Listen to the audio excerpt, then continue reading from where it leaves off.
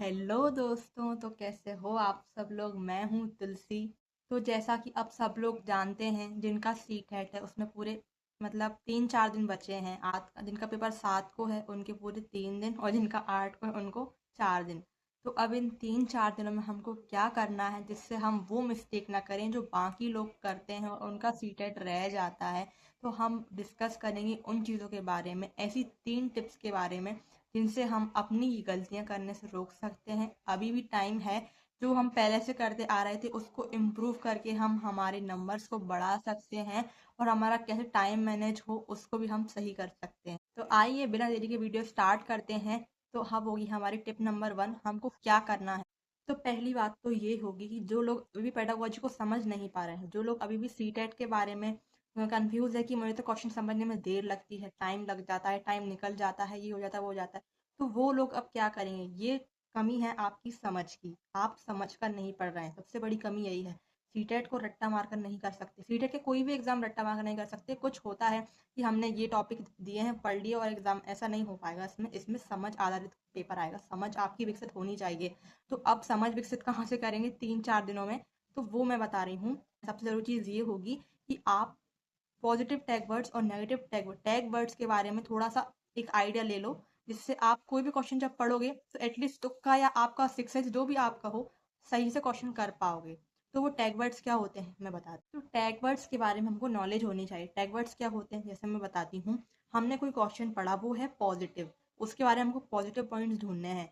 तो हमको उसमें से नेगेटिव हटाने पड़े। तो नेगेटिव टैग वर्ड्स क्या होते हैं, जैसे उसमें ऑप्शन होगा रटने पर जोर देना, शिक्षक केंद्रित कक्षा होना, मानकीकृत करना कक्षा को, स्टैंडर्डाइज्ड करना, मानक फिक्स करना। ये सब क्या होता है, नेगेटिव टैग वर्ड्स होते हैं, इसके बारे में हमको पता होना चाहिए। तो ये सब जो मैंने बताया ना, ये नेगेटिव टैग वर्ड होते हैं। इनसे मिलते जुलते या इस टाइप के वर्ड्स अगर आपको ऑप्शंस में ढूंढने हैं नेगेटिव क्वेश्चंस में, तो आपको टैग वर्ड्स का और ऑप्शंस का वो ध्यान रखना होगा। आप ऐसे ही कोई सा भी ऑप्शन लगा देंगे तो गलत हो जाएगा। तो अब मैं पॉजिटिव टैग वर्ड्स बताती हूँ। पॉजिटिव टैग वर्ड्स कैसे होते हैं, नेगेटिव तो हमको दिख जाएंगे, और पॉजिटिव में भी कभी कभी सेम आ जाते हैं। ऐसा होता है ना कि दो ऑप्शन तो हमको दिख रहा है कि ये हट जाएंगे, पर दो ऑप्शन ऐसे लगते हैं कि इनमें से कौन सा होगा। तो वो होता है टैग वर्ड का खेल, क्योंकि दो वर्ड्स में से कोई एक बिल्कुल अप्रोप्रिएट होगा, जो बिल्कुल वहां पर फिक्स बैठ रहा होगा, और सबसे ज्यादा वो पॉजिटिव होगा, तो वो आंसर होता है। तो पॉजिटिव टैग वर्ड्स कैसे होते हैं, जैसे बाल केंद्रित शिक्षा, चाइल्ड सेंटर्ड लर्निंग, और समावेशी शिक्षा, ठीक है, इंक्लूसिव एजुकेशन, और गतिविधि आधारित कक्षा, मतलब गतिविधि एक्टिविटीज करा रहे हैं बच्चों को, एक्टिव लर्निंग हो रही है। और जैसे कि संदर्भित करके पढ़ाना, संदर्भ में पढ़ाना, अवधारणा निर्माण। सबसे दो वर्ड्स जो सबसे इंपॉर्टेंट है, मुझे तो यही लगा है अभी तक। सबसे बड़ा है अवधारणा, कॉन्सेप्ट। आप इंग्लिश पर जाते ये हिंदी में वर्ड्स के बहुत वर्ड्स होते हैं, पर इंग्लिश में एक ही होता है। इसका ये पॉजिटिव पॉइंट है। जैसे कि अवधारणा है, अवधारणा का इंग्लिश में होगा कॉन्सेप्ट मेकिंग, कॉन्सेप्ट फॉर्मेशन, जो भी आपको बोलो। कॉन्सेप्ट और कंटेक्स्ट, ये दो वर्ड अगर एक साथ दिख जाए तो बहुत प्रॉब्लम होती है कि आंसर कौन सा ज़्यादा सही होगा। तो आपको क्वेश्चन के अकॉर्डिंग पॉजिटिव और नेगेटिव में अंतर करना ज़रूर आना चाहिए। तो ये बात आप ज़रूर ध्यान रखिएगा। तो ये हमने टिप नंबर 1 के बारे में बात की, जो कि पॉजिटिव और नेगेटिव टैग वर्ड्स होते हैं। अब इसके बाद आते हैं हम हमारी टिप नंबर 2 पे। तो टिप नंबर 2 क्या होगी, जो मैंने पिछली वीडियो से मैंने कई बार बोला है, जिन पे शायद मैंने 2-3 वीडियो बना दी होंगी अभी तक। अगर आप सच में सीरियस हैं सीटेट को लेकर, तो ये ज़रूर करना चाहिए आपको। टेस्ट लगा रहे हैं, ठीक है, नंबर आ रहे हैं, ठीक है, पर टाइम मैनेजमेंट का क्या। क्योंकि आप तो फ़ोन पर टेस्ट लगा रहे हैं, वहाँ पर थोड़ी ना कंप्यूटर पर टेस्ट होना है। वहाँ पर तो ओएमआर वाली शीट जो होती है उस पर सर्कल्स करके टेस्ट देना है ना, एग्ज़ाम देना है। तो आपको उसके लिए रेडी होना पड़ेगा कि नहीं। तो मेरा कहना ये है कि आप एक बार ओएमआर शीट पर ज़रूर टेस्ट दें, ज़रूर दें, क्योंकि अब एक बार तो एटलीस्ट दें। जाने से सेंटर में पहुंचने से पहले एक बार आपको थोड़ा आइडिया लगेगा कि मेरा टाइम मैनेजमेंट कितना हो पा रहा है। क्योंकि आप अभी फ़ोन पे लगाते हो तो उसमें आधा घंटा लगभग बचता होगा, आधा घंटा 15 मिनट टेस्ट के बाद, और आप सबमिट कर देते हैं।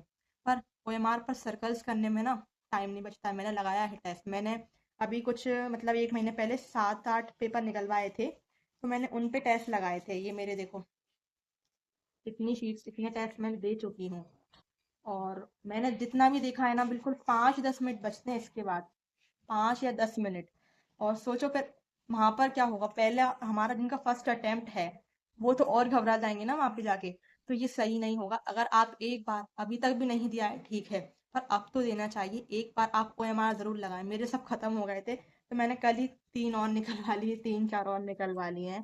तो इनको मैं डेली लगाने वाली हूँ। अब मैं बस टेस्ट लगा रही हूँ, एनालाइज़ कर रही हूँ और जो गलती हो रही है उसको इम्प्रूव करने की कोशिश चल रही है मेरी। तो आपको भी यही करना चाहिए, ओएमआर ज़रूर लगाएँ, मेरी टिप यही है। सबसे बेस्ट तरीका ये है आपका टाइम मैनेजमेंट। तो अब आती है हमारी टिप नंबर 3, जो कि लोग रेयरली बताते हैं। सब पढ़ने का तरीका बता देते हैं, ये करना है, वो करना है, ऐसे पढ़ना है, वैसे पढ़ना है, 3 दिन की स्ट्रैटेजी, 5 दिन की स्ट्रैटेजी।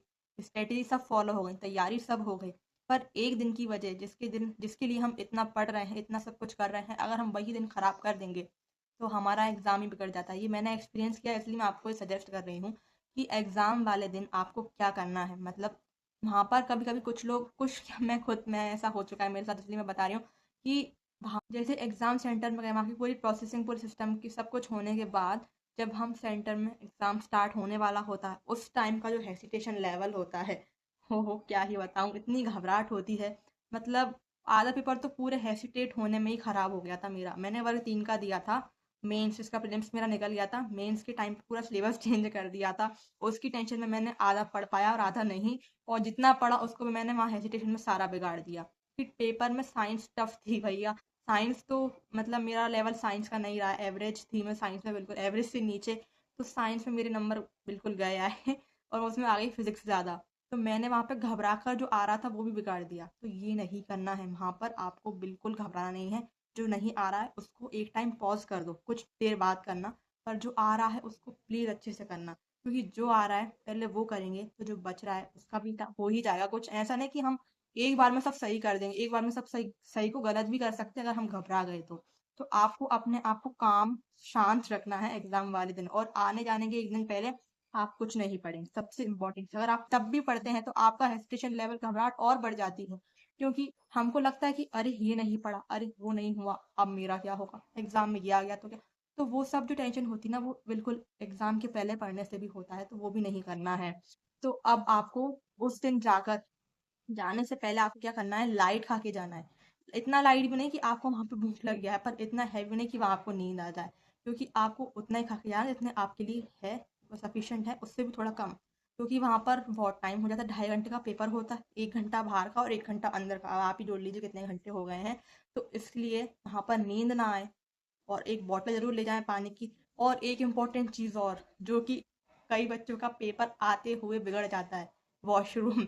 वॉशरूम ज़रूर होके जाना। अगर जिनको एग्ज़ाम के आधा या घंटा या 1 घंटे बाद वॉशरूम लगती है, उनका पेपर नहीं होता है अच्छे से।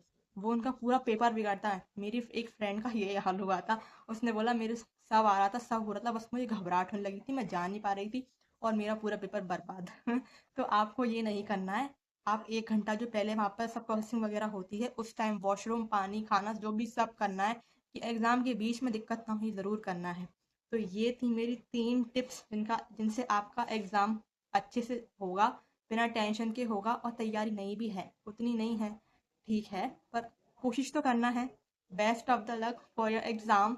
तो अब आपका स्कोर ज़रूर बताइएगा एग्ज़ाम के बाद। मेरी वीडियोस अच्छी लगती हैं तो लाइक करना ना भूलें, मेरी वीडियोस को लाइक करें, और ऐसी ही और अपडेट्स और टिप्स को जानने के लिए मेरे चैनल को सब्सक्राइब ज़रूर करें और बेल आइकन को दबाएं, जिससे मेरा नोटिफिकेशन आपको टाइम पर मिल जाए।